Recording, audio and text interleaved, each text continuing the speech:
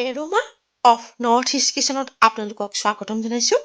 মই আজি আপোনালোকক মটৰ আৰু মেথি শাকেৰে ৰন্ধা বৰ সুস্বাদু ব্যঞ্জন এবিধৰ ৰেচিপি এটা দেখুৱাব লৈছোঁ। আশা কৰিছোঁ আপোনালোকে ৰেচিপিটো ভাল পাব। এতিয়া আহকচোন ভিডিঅ'টো চাওঁ। দেখিছেনে আপোনালোকে এমুঠি মেথি শাককে 4 মুঠি বনাই বেপাৰীয়ে বেচিছে। মই ৰেচিপিটোৰ বাবে ডাঙৰ মুঠিৰে এমুঠি শাক লোৱা হৈছে বুলি ধৰিছোঁ। ভিডিঅ'টোত দেখুওৱাৰ দৰে মেথি শাকখিনি বাছি ভালদৰে ধুই জোখত কাটি ল'ব লাগিব। ভাত বা ৰুটি লুচি আদিৰ লগত মেথি শাকৰ এই ব্যঞ্জনবিধ থাকিলে লগত মাছ মাংস একোকে নালাগে। কেঁচা মটৰ একাপ লোৱা হৈছে। ৰেচিপিটোৰ বাবে কি কি উপকৰণ লাগিব ইয়াতে মই লিখি দিছোঁ। আপোনালোকে ৰন্ধাৰ আগতে এবাৰ চাই ল'ব পাৰিব। প্ৰথমতে পেন এখন গেছত গৰম কৰি তাত ডাঙৰ চামুচেৰে 1 চামুচ ঘি দিব লাগিব। ঘিখিনি গলিলে তাত মেথি শাক, নিমখ আৰু কেঁচা মটৰখিনি দি অলপ সময় ভাজিব লাগিব।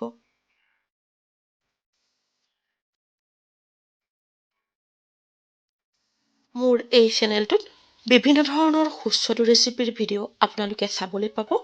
এতিয়াও যদি আপোনালোকে মোৰ channel aroma of north east কিচেনক ছাবস্ক্ৰাইব কৰা নাই, অনুগ্ৰহ কৰি ছাবস্ক্ৰাইব কৰিবচোন আৰু লগতে কাষত থকা বেল আইকনটো টিপি দিব। তেতিয়া মই পোষ্ট কৰা প্ৰতিটো ৰেচিপিৰ ন'টিফিকেশ্যন মই ভিডিঅ' পোষ্ট কৰাৰ লগে লগে আপোনালোকে পাই যাব।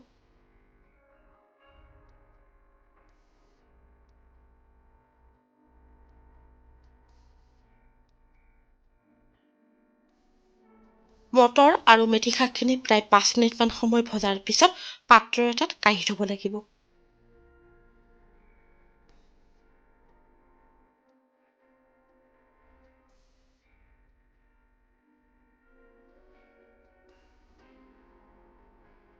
এতিয়া একেখন পেনতে আকৌ 1 চামুচ ঘি দিব লাগিব। ঘি গৰম হ'লে তাত কুটি লোৱা পিঁয়াজ, আদা, নহৰু, কেঁচা জলকীয়া, কাজু, বিলাহী আৰু জোখমতে নিমখ দি অলপ সময় ভাজিব লাগিব।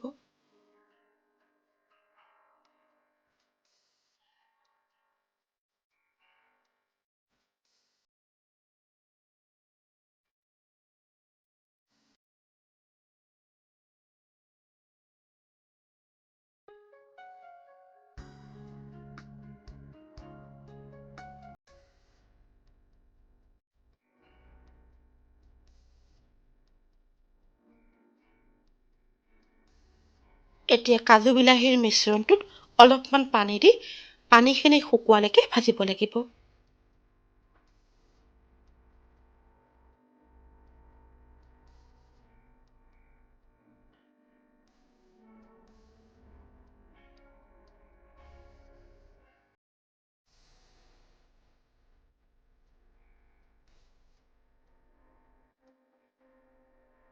বিলাহীখিনি বৰ ধুনীয়াকৈ সিজিছে আৰু পানীখিনিও শুকাই গৈছে। এতিয়া গেছৰ জুই নুমুৱাই মিশ্ৰণটো ঠাণ্ডা হ'বলৈ দিব লাগিব।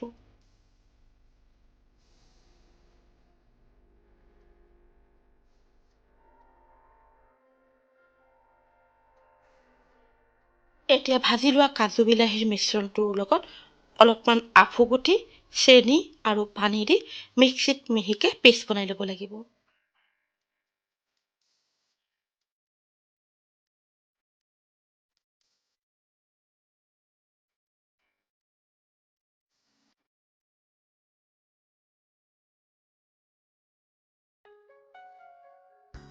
এতিয়া কেৰাহীখন গেছত গৰম কৰি তাত 1 চামুচ ঘি দি ঘিখিনি গৰম হ'বলৈ দিব লাগিব।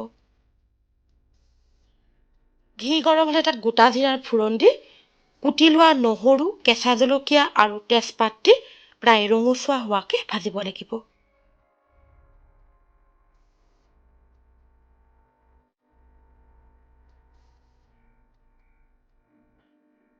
এতিয়া তাত মিক্সিত পিচি লোৱা কাজু বিলাহীৰ মিশ্ৰণটো ঢালি ভালদৰে লৰাই দিব লাগিব।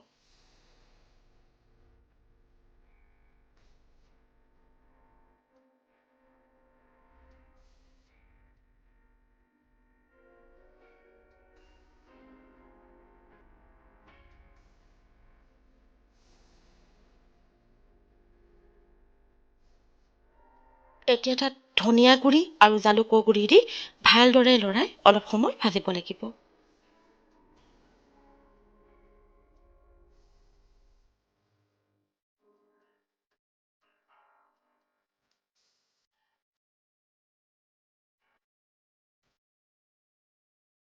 এতিয়া তাত জোখমতে গৰম পানী দি আঞ্জাখন ভালদৰে লৰাই অলপ সময় উতলিবলৈ দিব লাগিব।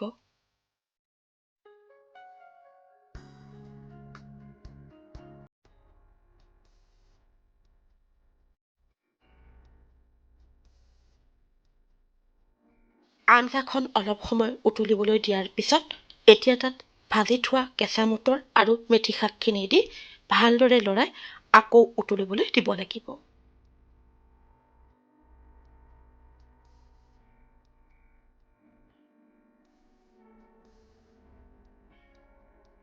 এতিয়া উতলি থকা আঞ্জাখনত ডাঙৰ চামুচেৰে 2 চামুচ ক্ৰীম দিব লাগিব। তাৰপিছত গৰম মছলাখিনি দি ভালদৰে লৰাই প্ৰায় 2 মিনিটমান সময় আঞ্জাখন আকৌ উতলিবলৈ দিব লাগিব।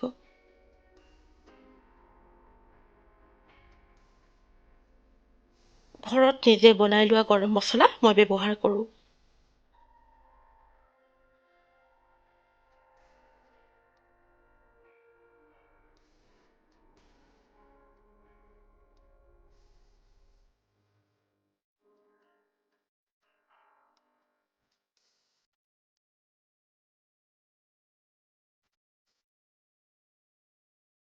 মেথি শাকৰ লগত ৰন্ধা মটৰৰ সুস্বাদু আঞ্জা প্ৰস্তুত হৈ গৈছে। এতিয়া গেছৰ জুই নুমুৱাই দিব লাগিব।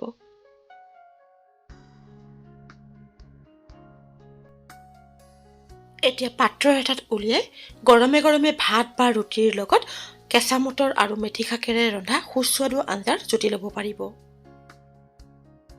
মেথি শাকৰ লগত ৰন্ধা কেঁচা মটৰৰ এই আঞ্জাখন খাবলৈ বৰ সোৱাদ হয়। আপোনালোকেও কেতিয়াবা এনেদৰে ৰান্ধি খাই চাবচোন। প্ৰিয় দৰ্শক, আপোনালোকৰ যদি মোৰ এই ৰেচিপিটো ভাল লাগিছে তেনেহ'লে লাইক আৰু কমেণ্টৰ জৰিয়তে জনাবলৈ নাপাহৰিব।